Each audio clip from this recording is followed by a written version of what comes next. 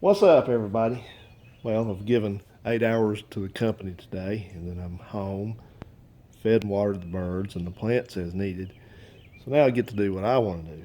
And I think what I want to do right now is tell you how much I dislike these carburetors. This is one of these Holley 1920, that's the model number, one barrel carburetors, and they're found on buku of these Valiants and Darts and Dusters and Demons and Dart Sports from about 1960 on up through 1973 when they finally stopped using them. This is a variation or a development, I guess you could say, of a Holley 1904. There might have been another one like a 1900, something like that, but they all had this same basic design. I think the other ones have a shorter uh, air horn. This area here is shorter, but they're all basically the same, and they're used on, like I said, all kinds of Chrysler products, and then they were used on some AMCs, maybe even some Jeeps. I'm not sure, but sure somebody out there knows better than I do about that. But this came on an engine that someone graciously donated to me, and which I still have over here. And as a matter of fact, I think that's the engine that's going to end up going in that Scamp because that engine is a 71, and that's a 71 Scamp, so sounds good to me. So anyway, it came on that engine, and at the time I was getting this car going, this '68 Plymouth, and I was having some carburetor problems with it because it had a remanufactured carburetor of a different design. As a matter of fact, it had a one of these on it, which was just part of it here. This is parts carb, but this is a Carter one barrel, which I'll talk about a little bit more in a minute. But I was having problems with it because it was a reman, and it was just, reman carburetors are crap anyway. So I decided I would use this carburetor because it looks like it's been rebuilt, which is not always a good thing. But fresh carburetor, I thought, well, what could go wrong? But long story short, it didn't work very well.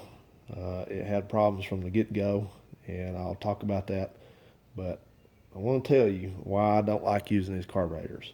There's about three or four good reasons I have for them. People tend to say things on cars and anything else in this world. They'll say, well, something is junk or bad or crap or whatever, worse. And they have nothing to back it up. So if I'm going to say stuff like that, I need to back it up. So here's why I don't like these carburetors. First off, this carburetor to me is a big, huge fire hazard because it is a Holley, and in as much it uses some of the design characteristics of a Holley carburetor. You guys that run the four barrels, it's got the side mounted float bowl.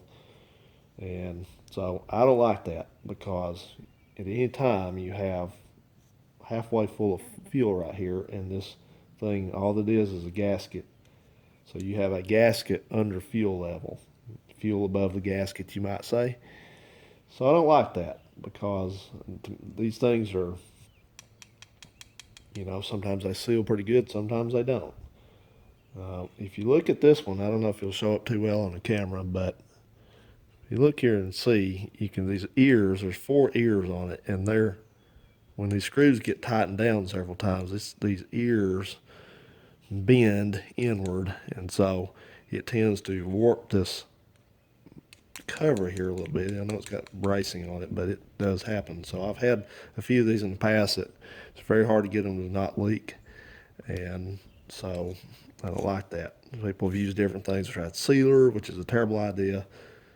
So, it's just not good. And the thing you got to remember on these six-cylinder engines is that the carburetor sits above the exhaust manifold. So the last thing you want is fuel dropping on a hot engine or a hot exhaust manifold. So to me, that's a terrible design. It's not so bad on a V8 where it's just in the center of the intake, but on a six-cylinder, that's awful. So you not only have that, but you have a vent up here that opens up directly to the float chamber. So if the float sticks for some reason, it just comes right up over the top right there and has easy access out of the carburetor. There again, that's another second fire hazard possibility. And then Even worse, this carburetor uses an internal, which they're all internal. Some of them have an external cap over them, like a Autolite, but this uses a internal diaphragm type accelerator pump, which is that a diaphragm type is like if you ever see the inside of a fuel pump, it's got just a flat piece of rubber with a thing made in the neoprene, whatever it is, with a little thing made in the center of it, so it pushes up and down and it displaces in that chamber. When it moves that way, it displaces fuel one way or the other. So it is not a cup style. So, that's not so bad. You can live with that. Not an inferior design. It's been used many times, many different carburetors. But the problem on this one is, if that thing ever ruptures, they conveniently, if you can see it here, but they conveniently placed a drain hole right here where my pointer's going in. This is the back side of it. This is the actuating arm that depresses inward when you work the throttle here. Pulls out actually.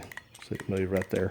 So that's pulling on that diaphragm. So what happens is that thing pulls fuel out of the float bowl and it's full of fuel. So when you do this, you step on the accelerator. Actually, it's normally like this, and then when you let off, when you step on it, pull the throttle, it does this number. So anyway, whatever the case may be, when it actuates, it's pushing this way to push fuel into the carburetor throat here. But what happens instead is it shoots gas out right here because it's broken. It tends to shoot gas out where, there's not supposed to be any on this side of it anyway. So it can leak out right here. You can leak out this drain. Now, somebody will probably correct me and say, well, that's supposed to be there for a certain reason. Maybe it is. But in my world, my experience has been that they leak gas. So you have 3 different possibilities for this thing to drop gas on a hot engine without you knowing it's doing it.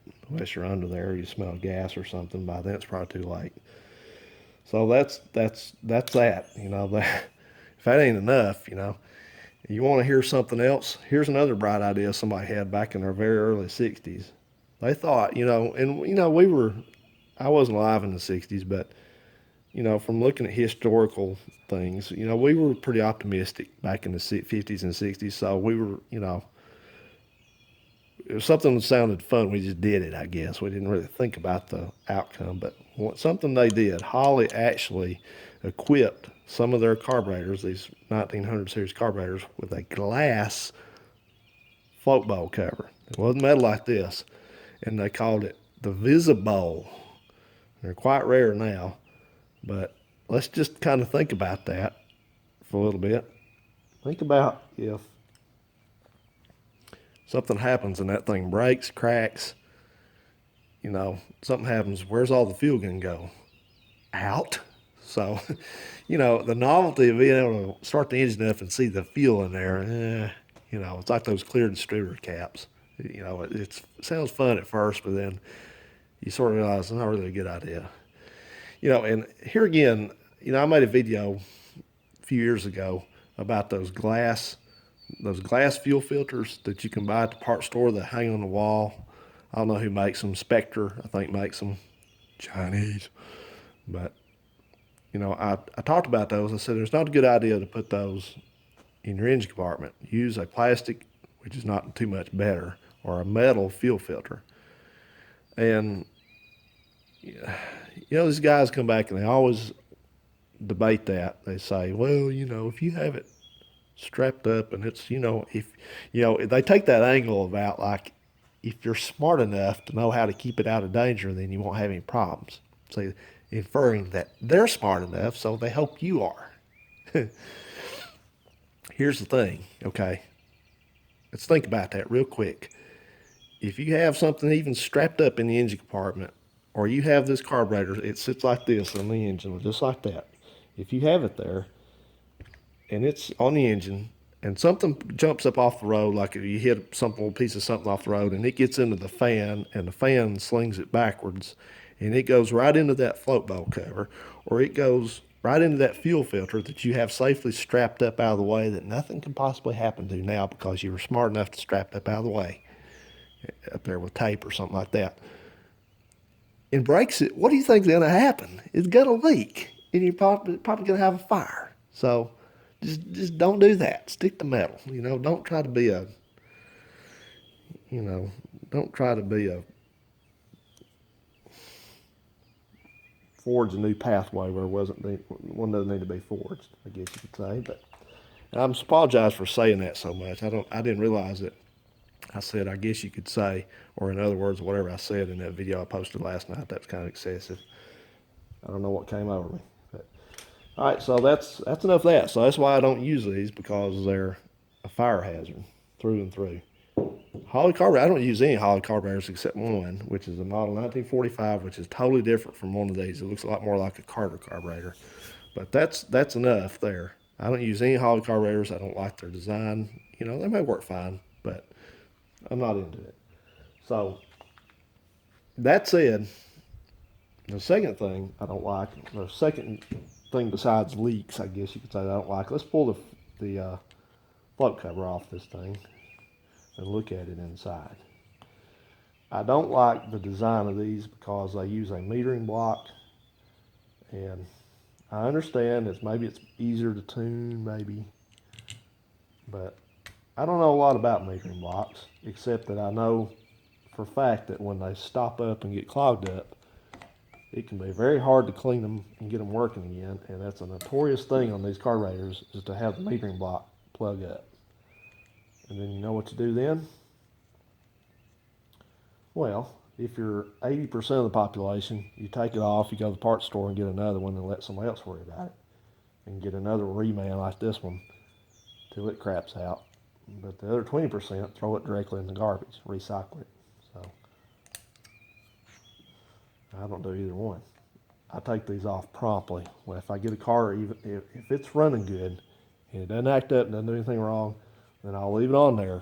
But the first hint of problems I have with it, it's out of here. That one on that green 73 Plymouth, the loss leader Plymouth, we might call it, it had one of these on it from the factory, and it was probably the original because it was covered with all kinds of gunk, but it didn't work right. It was like a lot of these. I'll tell you what these things do here in a minute. But anyway, so we take the bowl off and look in here. So here's the next thing that I don't like about these. They have a side hung float. And that thing behind it, that's the metering block assembly. It's got held in by screws. That's what can plug up. This thing over here is called an economizer. So, a lot of stuff, it's this thing looks like it had a pretty good seal on it. Not so much over here, but that's all there is, just a gasket. But this has a side hung float, and I don't like side hung floats because I feel like that even though a lot of them work just fine, the problem with those can be that, it's a car doesn't drive straight down the road all the time. It leans to this side and it leans to that side going around curves.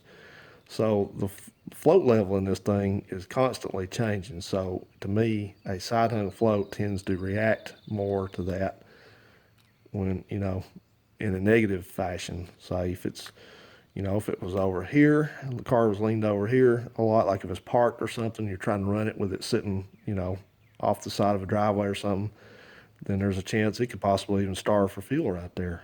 It wouldn't really, but it would close off the fuel needle quicker than it normally would. Or if it was over here, then it would tend to think that there was less gas in the float bowl than there's really was. So I don't like these. A lot of carburetors use a center hung float, which means the axis of the hinge is not this way like this one is, but it's this way. So the float moves like this, up and down. So left, right stuff. A lot of them also have double floats in them. I'll show you that other carburetor how it's designed. But that gets away from all that junk there. So this was a cheap move on their part. I know every Holley ever made from 1959 on up or whatever use this, and it's just fine. Everybody loves it. That's fine, but I don't like them. So I don't like that. I don't like the metering block. I'm out. So if you have to change the accelerator pump, you have to take all this out. You can't just take the top off the carburetor and it's right there. You have to take float out. You have to take the metering block out. So, and all that. So, anyway, that's the gist of why I don't like these carburetors, and I never use them. If you have a good one and you like it, you need to by all means use it. But I don't like it, so I don't use them. And I'll tell you a little bit about how these things tend to act up. These carburetors, every one I've ever had down through the years, and I've been messing with these Slant-Sixes off and on for nearly 30 years, and every one of these that has, well, let's put it this way, I've never had one of these that worked right. They've always done something kind of weird. They've either they have a flat spot in them, a hesitation when you hit the accelerator to take off, or they drip fuel, they leak fuel, or they just run weird all of a sudden. And that's exactly what this one did. This one was not leaking. It didn't leak anything. But the first thing it did that was strange was that you would rev the engine up. It was on this car, as a matter of fact. You rev the engine up, and the idle would hang up there for about 2-3 seconds, and then it would drop down. And I thought, well, my linkage, first thing you think, well, my linkage is hanging up. The cable's getting stuck, even though it didn't do that with the other carburetor. It must be what's here. So I'm looking under this thing, and I'm revving it up, and I'm watching the throttle snap back close, and the idle is still up there at 1,500 RPM, and then all by itself, it just drops down. So, and some of these have a dash pot on them. The manual transmission cars had a dash pot. That green 73 was a manual, and it had one mounted back here, which slowed the accelerator arm movement back down. It's like a damper. So, but this one never had that and didn't have it. That was not that. It acted like it, but it didn't have it. So it was something internal with this thing. Maybe that economizer was sticking. That woodpecker's calling for a mate out there. That's why he's drumming like that. I don't know, but I drove it around. I probably put about 15 or 20 miles on this thing, and I was just staying in town with it. I didn't, with that, I didn't have a real large amount of confidence in this carburetor, so I was sticking close to here in case I had to push it home or something. But I was out one evening, and I pulled in to get some gas, and as soon as I pulled up to a stop and put it in park, this thing idled down all on its own. I mean, I'm not talking about it was idling fast and idling down. It was idling normally like at 800 RPM, and all of a sudden it just dropped like 400 RPM and just shook and ran like crazy. Terrible. And so I jumped out. I thought, well, something that's flooded, because that's how they always act when it's flood. It wasn't dripping anything out. So I was just up here in town, so I thought, well, I'm taking this joker home. This is it. I don't deal with this. So man, I've fought this thing home, and it didn't hardly want to idle, and I'd have to keep it revved up, and it just jumped and bucked and ran bad. And I turned in the driveway down here and gave it some gas, and it backfired through the carburetor so bad that it sounded like it blew a hole in the air cleaner. I'm surprised it didn't, but that was it. And then it would sit here. You'd start it up. I let it sit for a few days. I don't even want to mess with it. I was disgusted with it. I didn't have another carburetor to put on it right then. So it sat here, and some days you'd start it up, and it would run just fine. And all of a sudden, it'd crap out, start acting weird again. So that's what these things do. That has to be something. It has to be something with some dirt moving around in that metering block, possibly. But that was it. I got another carburetor together, and I took that joker off, and it's been sitting in a box ever since. There's nothing bad about the person that donated all this to me. He didn't know that. Maybe it worked good for him, but this car, it didn't work good for me. And maybe it sat and got something, I don't know. But anyway, they're just temperamental carburetors, and I don't like them. I don't use them. If you like them, fine, but not me. So anyhow, lastly, I wanted to tell you what I do use on this car, and I like these a lot. This is a Carter BBS carburetor. It's also a one barrel, and it's missing the base plate. This is a parts unit. I had to buy 3 or 4 to get a good one for different reasons. And not that they don't have a gasket under the fuel bowl, but their problem is, excuse me, is that people torque down on the bolts that hold the cover, the air horn on, and it bends down the lips of them. It's hard to get them to seal, which they run fine, but they just, you know, in a different way, they could kind of seep some gas out. So I had to get I think I got two different ones. I made one good one out of two. So you can see if you look on the inside of this thing, it's distinctly different. And this is why just about every Carter carburetor is built in some way or another. And this one uses, it's not in here now, but it uses, this is the hinge area for the float. It's got a brass float with two pontoons on it. It's fit down in here, so none of that side hung crap. And it's got a leather, it uses a leather accelerator pump cup, so no external leakage. There's no hardly any way anything can leak out of this thing unless the float just hangs up. And I've never seen that happen on one of these. So it's got a power piston that goes down in here that picks the jets up. So, you know, it'd be nice to see one of these I had all together, but it's a vastly different design and it works good. There's one on this car, I got, like I said, I built that one and put on this one, and it's just been flawless. So in 1974, for the 1974 model year, every Slant-Six got a Holley 1945 carburetor, which is fairly similar to this, even though it's a Holley, but it uses a lot of the same design features. It got all away from all that junk there. That thing was done. So you can interchange a BBS, which is what that is. That's a Carter BBS. You can interchange it and with a Holley 1920 on the same engine with no changes. But if you want to go to a 1945, you have to change your choke to a 1945 choke unit. So I got a 1945 on that engine, but it's all covered up. I'm sorry that I can't show that to you. But anyway, just a little video for the day here. I don't know how often I'm going to do these. I do a lot of videos in my head. In other words, I get an idea for a video, and I think as I'm driving along or on the way home or so, I'd like to do a video about that. Maybe people would like to hear about it.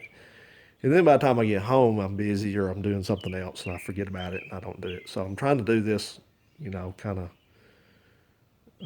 as often as I want to do these. It may not be every day. We might stop for a while and start back up. But anyway, just thought I would share this little bit of carburetor trivia with you, if you will.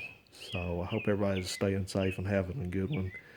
And I apologize if sometimes I don't get to answer the comments as often as I'd like to. Thankfully, you know, the more viewers I get and subscribers, the more comments I get, and some of them are kind of duplication, so I kind of don't go back down and say thank you, thank you, thank you, thank you, thank you, thank you. But if I don't, please be aware that I do read your comments, and I really appreciate all the kind words that you leave me, and it is well appreciated. So anyway, I'm going to sign off, guys. I got another project I'm going to start on here. I'm kind of at a stopping point for the time being on the car right here. I'm waiting on some parts. So I think we are going to maybe possibly start on that. I think we should. I think so. See you there, guys.